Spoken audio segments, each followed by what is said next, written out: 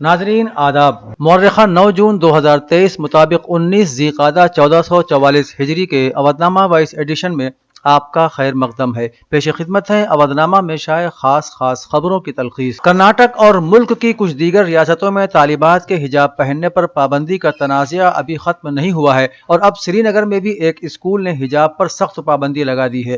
Media reports کے مطابق سری نگر میں ایک پرائیویٹ ہائر سیکنڈری اسکول انتظامیہ نے عبایا پہن کر آنے والی طالبات کو کلاس میں داخل ہونے کی اجازت نہیں دی۔ اس کے بعد طالبات نے ناراضگی کا اظہار کیا اور اس فیصلے کی مخالفت شروع کر دی۔ پائین شہر کے راناواری علاقے میں وشو بھارتی ہائر سیکنڈری اسکول میں زیر تعلیم طالبات نے جمعرات کے روز اسکول انتظامیہ کے خلاف احتجاج کیا۔ طالبات نے الزام لگایا کہ انہیں عبایا پہن کر اسکول احاطے کے اندر جانے کی اجازت نہیں دی جا رہی ہے۔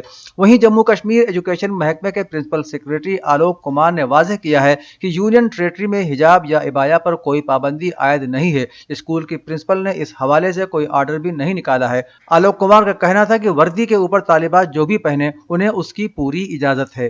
کرناٹک اسمبلی انتخابات میں شرمناک شکست کے بعد 2024 لوک سبھا انتخابات کے پیش نظر آر ایس ایس نے بی جے پی سے کہا ہے کہ اسے خود احتسابی کی ضرورت ہے اور بغیر مضبوط بنیاد اور صوبائی لیڈرشپ کے بغیر انتخاب جیتنا آسان نہیں ہے۔ آر ایس ایس ترجمان آرگنائزر میں مودی میجک اور ہندوتوا نظریے کے بارے میں بھی لکھا گیا ہے۔ اس میں کہا گیا ہے کہ وزیر اعظم نریندر مودی کے کرشمے اور ہندوتوا نظریہ انتخاب جیتنے کے لیے کافی نہیں ہے۔ آر ایس ایس کا کرناٹک اسمبلی انتخابات کے نتائج پر کہنا ہے کہ بی جے پی قیادت نے قومی ایشوز کو سامنے لانے کی کوشش کی لیکن کانگریس نے مقامی ایشوز کو نہیں چھوڑا اور یہی اس کی کامیابی کی اصل وجہ ثابت ہوئی۔ مرکزی وزیر خارجہ ایس جے شنکر نے جمعرات کو نئے پارلیمنٹ ہاؤس میں غیر منقسم ہندوستان کے نقشے کو لے کر اٹھے ہنگامے کو خارج کرتے ہوئے کہا کہ یہ کوئی سیاسی ایشو نہیں ہے اور نیپال جیسے دوست ممالک نے ہندوستان کی وضاحت کو سمجھ لیا ہے لیکن پاکستان جیسا ملک اسے سمجھنے کی صلاحیت نہیں رکھتا۔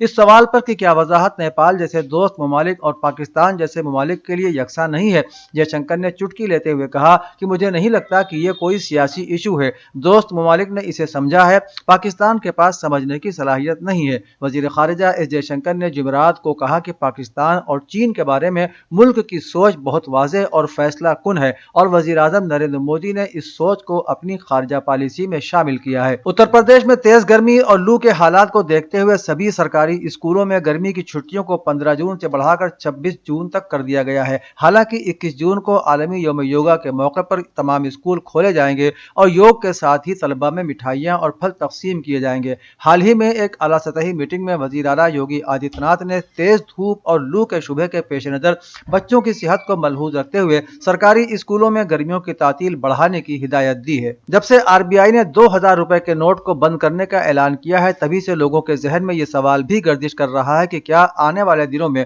500 روپے کے نوٹ بھی بند ہو سکتے ہیں یا پھر یہ کہ کیا پھر سے 1000 روپے کے نوٹ چلن میں آئیں گے۔ اس سلسلے میں 8 جون کو آر بی آئی نے ایم پی سی یعنی مانیٹری پالیسی میٹنگ کے بعد جو کچھ کہا اس سے مذکورہ بالا سوالوں کا واضح جواب مل جاتا ہے۔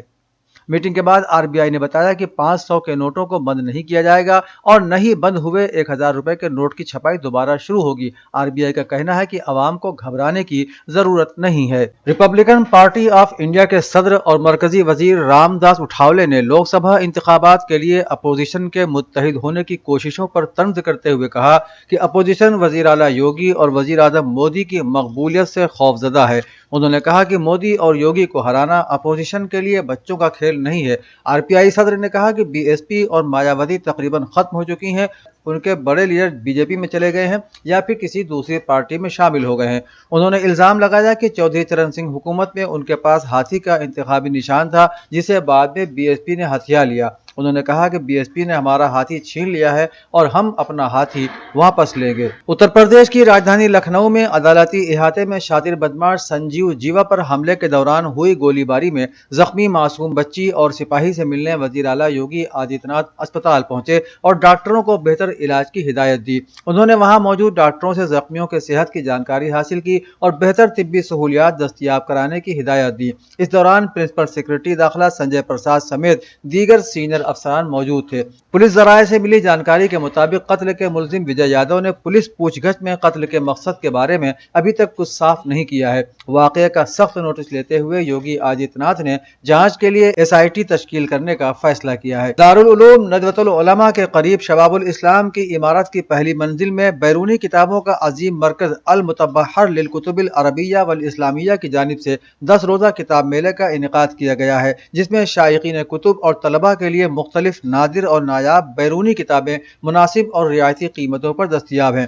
آج کتاب میلے کا 6واں روز تھا۔ آج بھی شائقین کتب خصوصاً مدارس کے طلباء کی ایک بڑی تعداد نے میلے میں حاضر ہو کر کتابوں کی خریداری کی۔ کتاب میلہ انچارج مولانا سید حبیب حسینی ندوی نے بتایا کہ اس کتاب میلہ کی خصوصیت یہ ہے کہ عربی کتب خاص طور سے بیروت، مصر اور لبنان کی کتابیں نہایت ہی مناسب قیمتوں پر فراہم کی گئی ہیں، جو کہیں اور دستیاب نہیں ہیں۔ سفر حج پر جانے والے عازمین حج کے لیے حسب معمول مولانا علی میاں میموریل حج ہاؤس لکھنؤ کی مسجد میں حج تربیتی پروگرام بعد نماز مغرب من جانب شعبہ دعوت و ارشاد ندوۃ العلماء لکھنؤ کے زیر اہتمام منعقد کیا گیا۔ یہاں معروف داعی مولانا محبوب عالم ندوی نے کہا کہ حج کی یہ اہمیت اور خصوصیت ہے کہ ایک طرف قصداً اس کے انکار کو کفر کے مترادف قرار دیا گیا ہے اور دوسری طرف ایمان اور احتساب کے ساتھ اس کی ادائیگی کو پچھلے گناہوں سے پاکی کا ضامن بھی قرار دیا گیا ہے۔ انہوں نے کہا کہ اس پورے عمل میں ایک طرف دعوت اسلامی کے سارے تاریخی مراحل سے انسان کو گزار دیا جاتا ہے تو دوسری طرف تمام منسوخ عبادات کی روح اور ان کے خلاصے کو بھی اس میں سمو دیا گیا ہے۔ رحمت نگر کے رہنے والے کسان جے کمار کے ساتھ آٹا پسانے گئے اس کے 11 سالہ بیٹے ابھے کے لوور کا نارا چکی میں لگے پٹے میں پھنس گیا۔ پاس کھڑے کسان نے بیٹے کے لوور کو چھڑانے کی کوشش کی لیکن وہ بچے کو بچانے میں ناکام رہا۔ اطلاع ملنے پر پولیس نے لاش کو تحویل میں لے کر پوسٹ مارٹم کے لیے بھیج دیا ہے۔ انسپکٹر انچارج گوسائی گنج دنیش چندر مشرا کے مطابق جے کمار کا چھوٹا بیٹا ابھے منشی گنج میں واقع ایک نجی اسکول میں 5ویں جماعت کا طالب علم تھا۔ دوسری طرف مل مالک اوم پرکاش مل بند کر کے بھاگ گیا ہے۔ اودھنامہ کے جہانما صفحے کے مطابق ایران کی وزارت خارجہ کے ترجمان ناصر کنعانی نے کہا ہے کہ ایران کی دفاعی حکمت عملی دشمنوں کو جارحیت سے باز رکھنے کے لیے ہے، جس کے لیے مسلح افواج کی فوجی صلاحیتوں میں اضافہ اور انہیں جدید اور طاقتور ہتھیاروں کی فراہمی ضروری ہے۔ انہوں نے کہا کہ اسی بنا پر 6 جون منگل کو فتح ہائپر سونک میزائل کی رونمائی کی گئی، جو کہ سپاہ پاسداران انقلاب اسلامی کی ایرو اسپیس فورس کا جدید ترین شاندار کارنامہ ہے۔ قابل ذکر ہے کہ اس میزائل کا شمار دنیا کے ترقی یافتہ ترین میزائلوں میں کیا جاتا ہے، جسے اس وقت موجود کوئی بھی میزائلی دفاعی سسٹم روک نہیں سکتا۔ چین، پاکستان اور ایران کے درمیان ایک ساتھ پہلی مرتبہ بدھ کے روز بیجنگ میں انسداد دہشت گردی کے مسئلے پر تفصیلی بات چیت ہوئی۔ اس پیش رفت کو خطے میں ایک نئی صف بندی کی جانب اہم قدم قرار دیا جا رہا ہے۔ پاکستانی دفتر خارجہ کی جانب سے جاری کردہ ایک بیان میں کہا گیا ہے کہ بیجنگ میں 7 جون کو انسداد دہشت گردی اور سیکیورٹی کے معاملے پر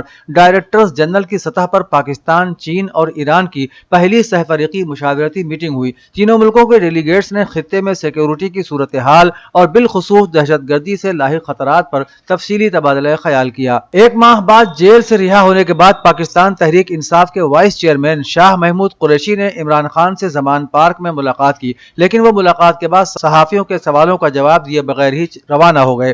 دوسری جانب پی ٹی آئی کے سوشل میڈیا اکاؤنٹس پر شاہ محمود قریشی کی پی ٹی آئی چیئرمین سے ملاقات کی صرف ایک تصویر شیئر کی گئی ہے اور ملاقات کی اندرونی کہانی سے متعلق کوئی تفصیل نہیں ہے۔ یہ ملاقات اس لیے بھی اہم مانی جا رہی ہے کیونکہ حالیہ دنوں میں افواہیں گردش کر رہی تھی کہ عمران خان کی نااہلی کی صورت میں شاہ محمود قریشی پارٹی سنبھالیں گے۔ ترکیہ کے صدر رجب طیب ایردوان نے کہا ہے کہ یورپی یونین میں ترکیہ کی رکنیت کے معاملے میں منصفانہ طرز عمل کا مظاہرہ یورپی یونین کے ساتھ تعلقات میں نئے ابواب کا پیش خیمہ بنے گا۔ انہوں نے یورپی یونین کونسل کے صدر چارلس میشل سے ٹیلی فون پر رابطہ کیا۔ اس موقع پر انہوں نے اس بات کی ضرورت پر زور دیا کہ ترکیہ یورپ کا ایک اسٹریٹجک اتحادی ملک ہے جس کی یورپی یونین میں مکمل رکنیت کے لیے ٹھوس اور مثبت روابط میں خاطرخواہ اضافہ کیا جائے۔ ایردوان نے مزید کہا کہ کسٹم یونین میں توسیع، ویزا حصول میں نرمی، نقل مکانی اور مہاجرت سمیت انسداد دہشت گردی کے شعبوں میں تعاون اہم ہے۔ انہوں نے کہا کہ ہم امید کرتے ہیں